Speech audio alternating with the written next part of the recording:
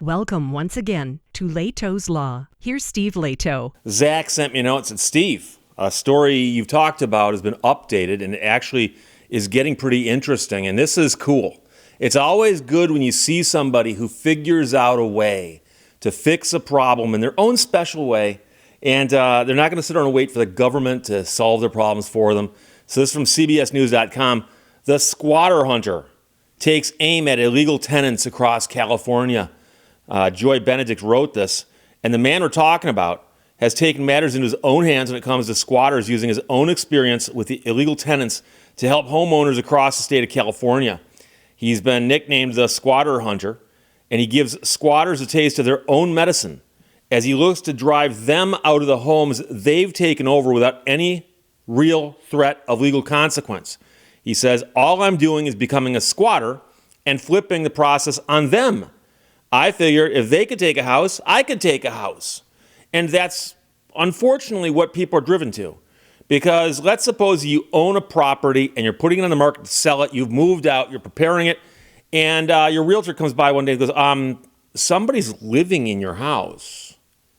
So you call the police, and the police go over there and say, excuse me, people, do you belong here? And they say, yeah.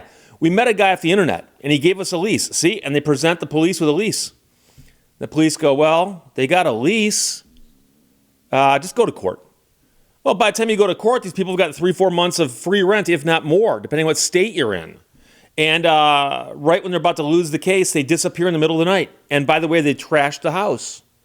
And so I've had people say, could you take the matters into your own hands? And there's things you could do. And one of them is this. This guy breaks into the house with the permission of the real owners. And so the real owners aren't going to complain about him breaking into the house. So are the squatters going to complain? And it turns out a lot of times the squatters just go, you know something? We don't want to live with this guy. And they move out. So he's been busy taking back properties across the West Coast for the last year, starting his mission after a squatter invaded his mother's home that they were trying to sell. In response, the man had his mother give him a lease for the home so that he could move in legally and make things uncomfortable for the squatter. And he says, I'm not going in, I'm not hurting anyone, I'm not kicking them out, I'm not throwing them out. Instead, he's just turning the tables, figuratively speaking, forcing the squatters to go to court in order to fight to get the property for themselves, which of course they can't do. Because when presented with competing leases, one from the real owner and one from somebody else, the judge goes, well, gee, obviously the one from the real owner to the owner's son is the one I'm going to enforce.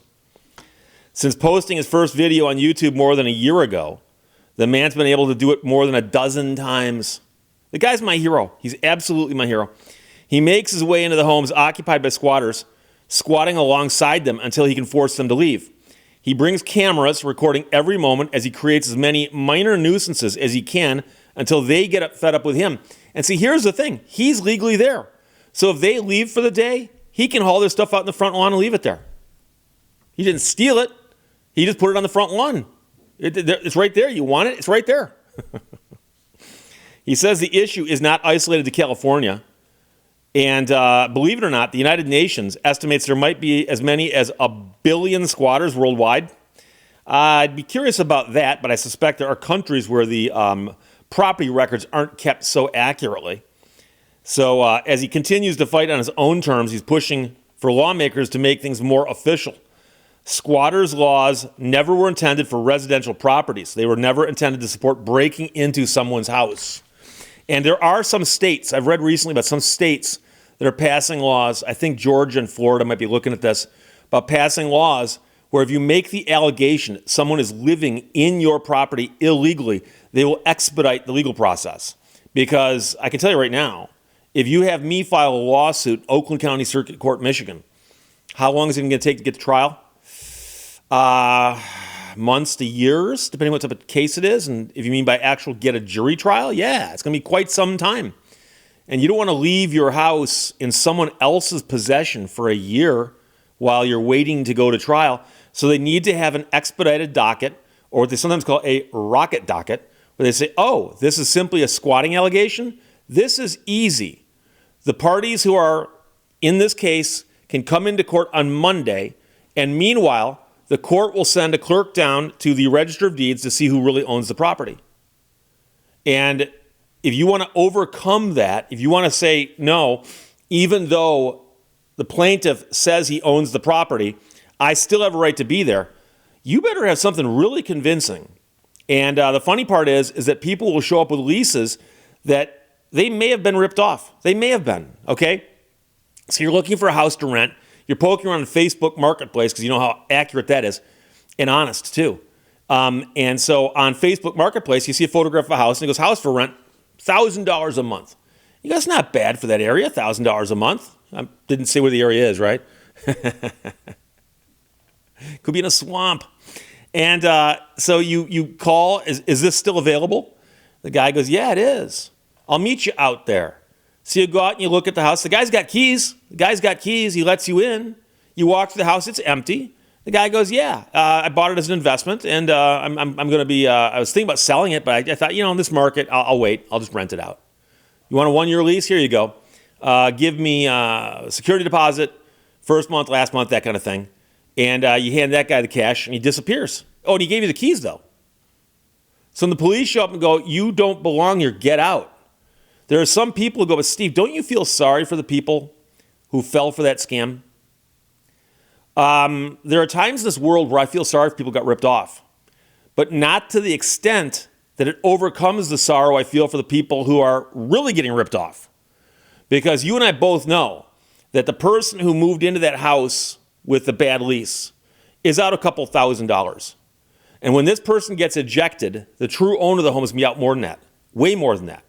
And so you got to look at it and go, okay, it's a problem, and perhaps there should be a little more homework being done by somebody to figure out if they're dealing with the actual person who might actually own that property.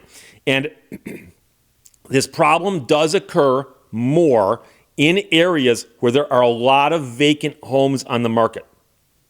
So in an area where real estate turns over very quickly and a house goes vacant and it gets sold, or tenants move out and new tenants move in, it doesn't happen as much. And so what I think happens is I suspect that the bad guys drive around and look at areas and they go, there's a house that's obviously empty right there. And there's no for sale signs in front of it just yet.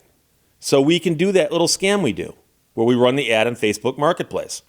So the man here contends that there needs to be a clearer definition between tenant rights and squatter rights. And see, that's the thing. If you have a legitimate tenant, let's suppose that you have a house that you are renting. You decide to do it as an investment. And you go, I'll rent you this house for $1,000 a month. I didn't tell you where it was. It could be in a swamp. And some people are going to go, Steve, why do you think it's funny? Because anytime I mention a number or a figure in a hypothetical, people argue with me. Where can you rent a house for $1,000? Dude, you don't know what you're talking about. Anyway,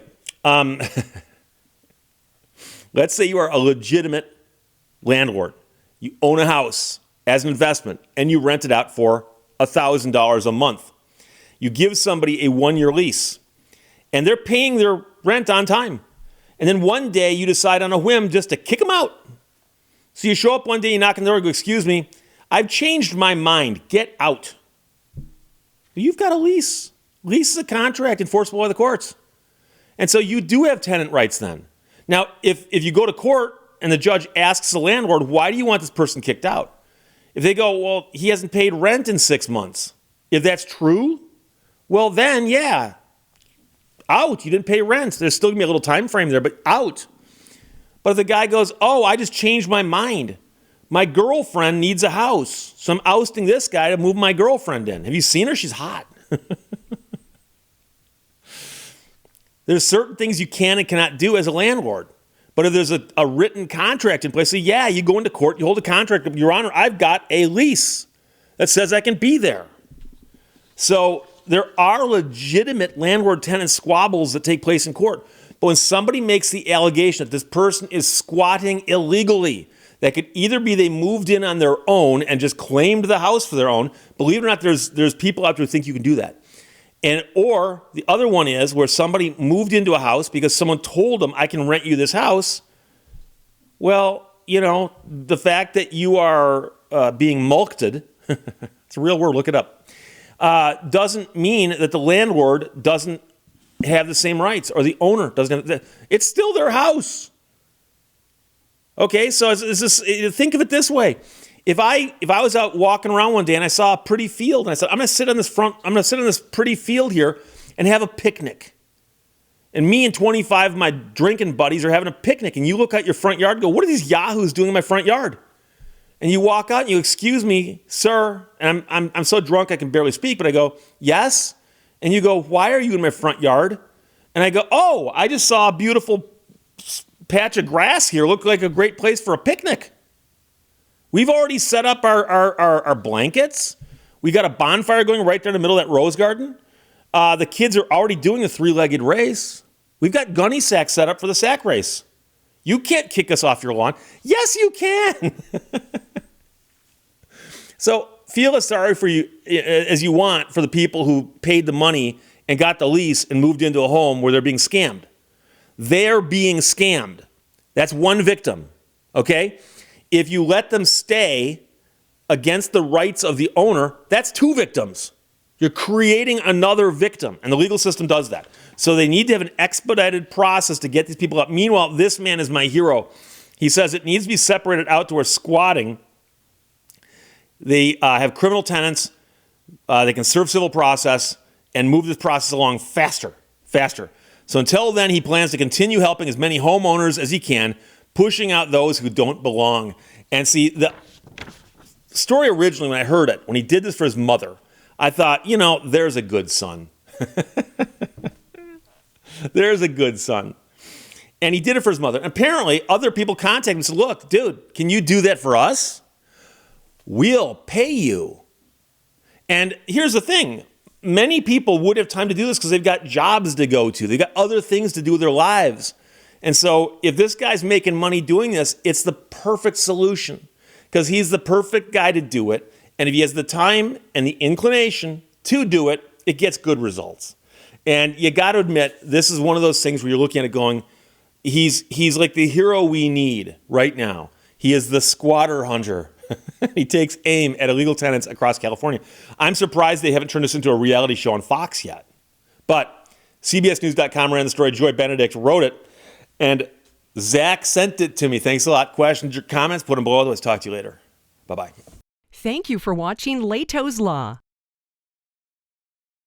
We work to become, not to acquire.